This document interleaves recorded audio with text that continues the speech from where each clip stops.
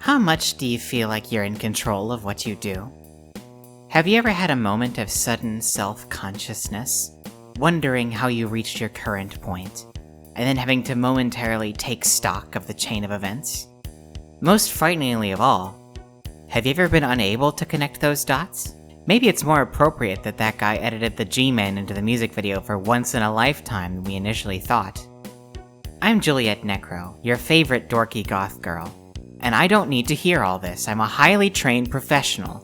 This is the second video that I've made because of the FPS book club that I'm a part of.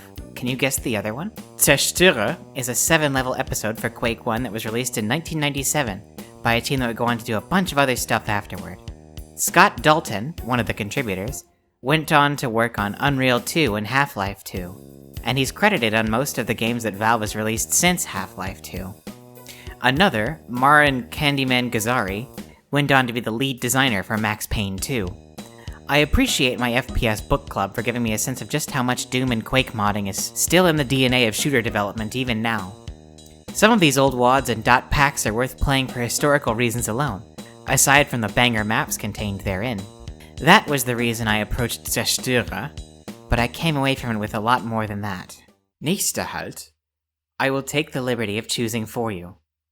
Ausstieg in Fahrtrichtung links. Zerstörer, like many map sets for those old id games, includes a little story text in the text file that accompanies it. It describes our protagonist being essentially adopted by a god called the Zerstörer, which if you know your German, you'll know he's the god of destruction. Quake Guy runs increasingly bizarre and macabre missions for his patron, until eventually he murders a man and winds up realizing he's been manipulated the whole time. Naturally, since this is an FPS, our boy sets out for revenge. His words all seem twisted now, and you begin to see through his infectious lies. He has controlled and manipulated you from the start. No one will believe your story, and as the blood drips from your clenched fists, you realize there is no one who can help you now. You've got to keep moving, you've got to get out of here. Your only choice is to right your wrongs, rewrite what has been written. You must make weapons out of his corruption, and use this strength he has given you to turn these mistakes against him. There is no other choice. I'm already tired of referring to Zerstörer's protagonist as the protagonist or our boy, so I've elected to name him Adrian for the remainder of the discussion. It's as good as any other name.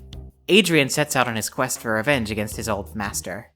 Almost instantly, however, things start to go awry. The Zerstörer's other servants trap Adrian and send him plummeting deep into the realm of the god of destruction, beginning the journey in earnest. The way that the opening text describes Adrian awakening to what he's doing calls to mind how dreamlike the story of the original Quake is. Quake 1's story is all over the place. It starts with Quake Guy setting out to stop a guy called Quake. Then the ending text of episode 1 describes Quake as a place, or possibly refers to the game itself from outside the fourth wall. The ending text of episode 2 retcons the villains from being some guy called Quake to being Shub-Niggurath, a deity originally created by H.P. Lovecraft. Episode 3's ending is much more vague, but alludes to Satan's involvement. Then in episode 4, it's back to Shub-Niggurath. At the end of the game, it drops all pretense of an in-universe narrative to congratulate the player directly. That's why I say Quake feels dreamlike. The circumstances change every time you look in a different direction. It's an endless nightmare of violence. Extra endless if you start getting into user maps, like most people who love Doom and Quake will eventually. Adrian wakes up from just such a nightmare after having his moment of coming to his senses. In a way, Zerstörer is a less campy take on the premise of blood. Both Zerstörer and Blood open with a worshipper betrayed by their deity and vowing revenge. They both even start in earnest with our main character digging his way out of his own grave. Caleb and Adrian both gain greater power by wreaking havoc on the followers of their former patron, and in each case, the patron reveals that he was essentially fattening them up on the souls of their other followers to absorb them and gain power for themselves. This is where the difference comes in. Caleb kills Chernobog and quotes Army of Darkness at his corpse. Adrian doesn't even get a shot at fighting the Zerstörer. It just jibs him instantly after explaining what happened. Zerstörer just ends. No epic confrontation, you just fight to the end and then you die. Zerstörer comments on a trend in video game storytelling. In this medium, the player character often seems more like someone running errands for the boss rather than actually having any agency. Therefore, video games lend themselves very well to stories about the player character being manipulated by forces larger than herself. As I previously discussed on this channel, Marathon prominently features Durandal manipulating the security officer with promises that following Durandal's orders will make them a hero. The Sphit and myself have come to an understanding. They are controlled through their mechanical exoskeleton by a cyborg 4 on board the alien ship. This mutant 4 is able to direct the actions of thousands of Sphit simultaneously. If you can kill their master, they will revolt. The Sphit are an integral part of the 4 ship. Without them, the invasion is surely doomed, and you will no doubt be the hero of the day. Forever, Durandal. Hello again, Durandal. It's been a while. The reason that Morrowind is by far the best Elder Scrolls game is because it interrogates the fact that the player character is being manipulated in 100 different directions by all the different forces active on Vardenfell. It's much better than the Oblivion approach of basically making the player an errand boy for Sean Bean to go do the Joseph Campbell hero bullshit. Half-Life also has something similar going on. It's extremely heavily implied that the G-Man orchestrated all the events of Half-Life 1, and that the Earth is a cosmic chessboard between his employers and the Combine ever since then. Gordon doesn't really have much control over what's happening. It's why Epistle 3 ends the way it does. How fitting that both the security officer and Gordon Freeman spend the whole gap between the first and second installments in their series kept in stasis by their patrons. Zerstörer laughs at the idea of being freed from that kind of manipulation. Its tone just does not support the idea of Adrian escaping, and I think it's bold for that. Its protagonist awakening from the dream really calls into question. Why do we make games about killing that make it feel so good? Nächster Halt. How can you expect yourself to give up violence? Diese Zugfahrt endet dort. Wir bitten alle Fahrgäste auszusteigen. Ausstieg in Fahrtrichtung links.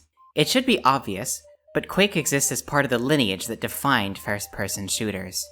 Wolfenstein 3D wasn't the first game to be first-person and have shooting in it, but it and its little sisters, Doom and Quake, are what made it a format rather than a gimmick. It's worth noting that Ultima Underworld was released 2 months before Wolf 3D, and had much more advanced graphics and physics. Ultima Underworld has slopes and jumping, and even Doom has neither of those. Meanwhile, Wolf 3D doesn't even have textured floors and ceilings. Ultima Underworld has many popular and influential games that followed in its wake, creating the immersive sim, but they aren't as phenomenally popular as the FPS on the whole. Why is that, if they started at a more advanced place? The answer is speed. Wolf 3D forgoes textured floors and ceilings because it made the game run faster on 1992 hardware. Carmack wanted to make fast 3D engines because he's a weirdo who unironically wants the holodeck to be real. That's why he went to work for Oculus after he left id Software. Thus, id's output tends towards fast-paced games heavy on arcadey action.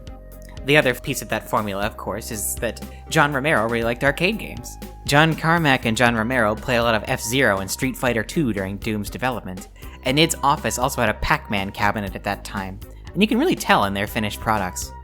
Arcade games are designed to compel you, to hit you hard enough with sensation that when the sensation is interrupted, you'll pop in another coin to continue.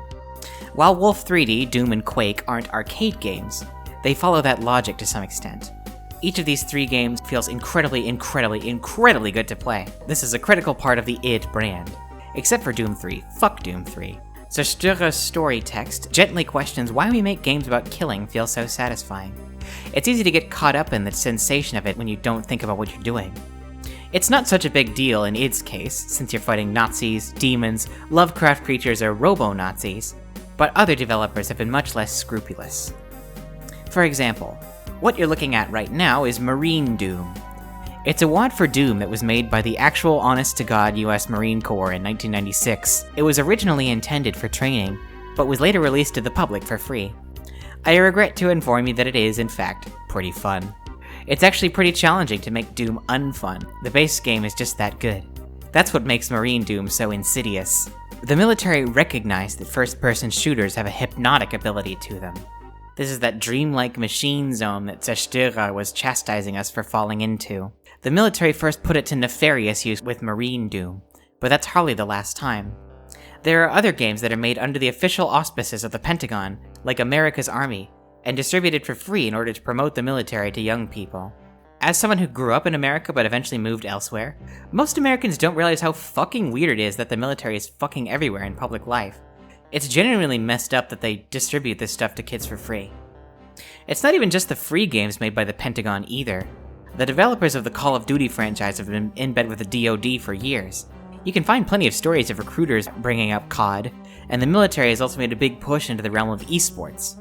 I promise you that actual war, especially war in service of a fascist empire, is not as fun as playing Doom. Stick to that. It's the same issue I mentioned in the last video, where I talked about the idea of turning your brain off, right? If you turn your brain off, you'll miss not only the subtext in whatever art you're taking in, you'll also miss that it's propaganda if it is. When I say a work of art is propaganda, that doesn't mean you're not allowed to like it. I fucking love the movie Hard Boiled, for example, and that movie is wall-to-wall glorification of the cops. Keeping your brain turned on won't make you immune to propaganda per se, but it will make you more aware of it. Am I telling you we have to abandon FPS games?